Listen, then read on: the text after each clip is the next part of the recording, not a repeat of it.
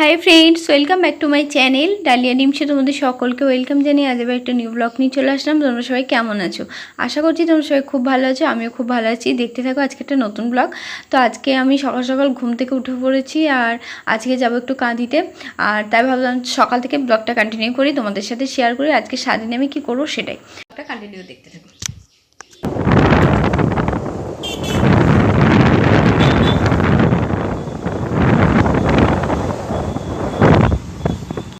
তো ফাইনালি চলে আসলাম কাঁদিতে। তো কাঁদিতে এখন যাব আমি একটু দোকান বলতে জামা কাপড়ের দোকানে যাব। সেখান থেকে একটা ওড়না নেব, আর কী কী পুজোর এখন মালপত্র এসেছে সেগুলো দেবো, মানে জামা কাপড়ের কথা বলছি।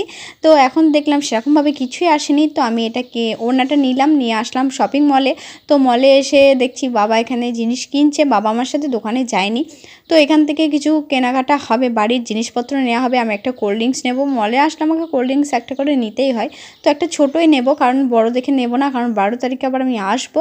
এসে এখান থেকে জিনিসপত্র নিয়ে যাব, যা যা লাগবে গ্রসারি আইটেম বলো বা আমার জিনিসপত্র যা লাগে সেগুলো আমি এখান থেকে নিয়ে যাব। তারপর আমরা বাড়িও চলে আসলাম। বাড়ি চলে এসে এখন স্নান টান করবো, অনেকটা বেলা হয়ে গেছে, প্রায় 2টো বাজে। তো এখন আমি কী কী এনেছি তোমাদের সাথে চলো শেয়ার করি। তো এখানে একটা হচ্ছে থামস আপ নিয়ে এসেছি, আর ওখানে হচ্ছে একটা টোস্ট বিস্কুট, আর হচ্ছে একটা আমুলের প্যাকেট। এই টোস্ট বিস্কুটটা না অনেক সুন্দর লাগে খেতে, তার জন্য এটাই আনা হয়। তো এগুলোই নিয়ে এসেছি। আর দেখো এখানে আছে ওড়না, চলো তোমাদেরকে খুলে দেখাবো কী ওড়না নিয়েছি। ভালো সেরকম দেখতে কোনো ওড়না পেলাম না।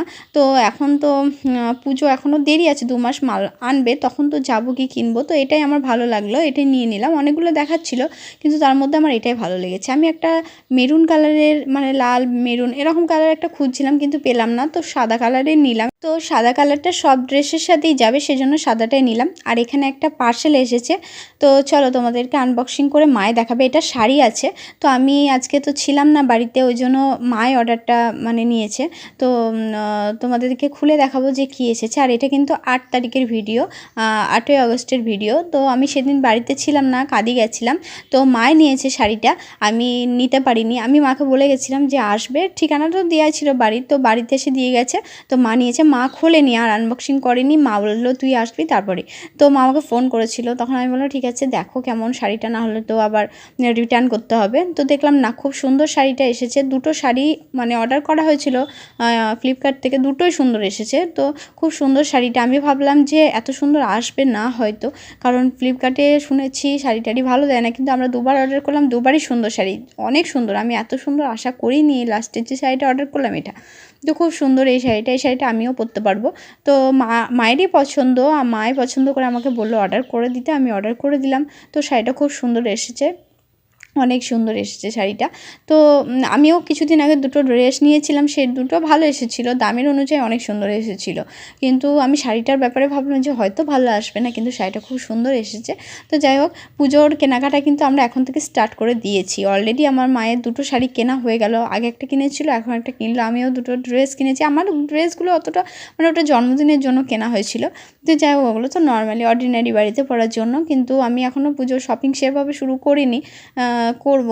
ভাবছি একদিন কাঁদি যাব আমি আর মা, এখন তো পুজো 2 মাস দেরি আছে, তার জন্য কিছুদিন পর থেকেই করব।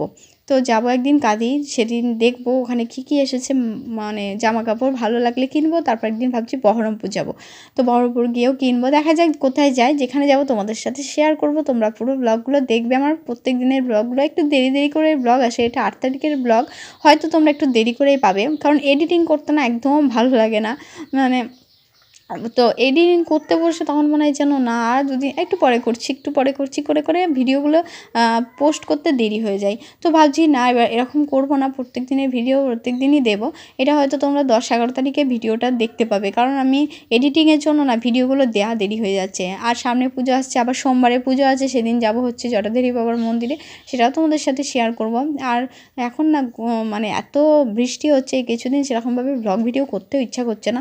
তো যাই হোক, তোমাদের সাথে গল্প করতে করতে একবারে বিকেলে চলে আসলাম। এখন হচ্ছে সন্ধ্যের দিকে, আমার মনে হচ্ছে কিছু একটু খাই, তার জন্য বাড়িতে আমি একটা নিজে থেকেই, মানে এটা কোনো রেসিপি আমি ইউটিউবেও দেখছি না বা আমার কারো কাছে শেখাও না, এটা নিজের মন থেকে একটা জিনিস বানাচ্ছি, পটেটো ফিঙ্গার, মানে নিজেই নাম দিয়েছি বা নিজেই বানাচ্ছি। তো চলো ভিডিওটা তোমরা কন্টিনিউ দেখো, আর যদি রেসিপি কেউ জানতে চাও এটা কীভাবে বানিয়েছি সেটাও তোমাদের সাথে শেয়ার করব, কমেন্ট করে জানিও।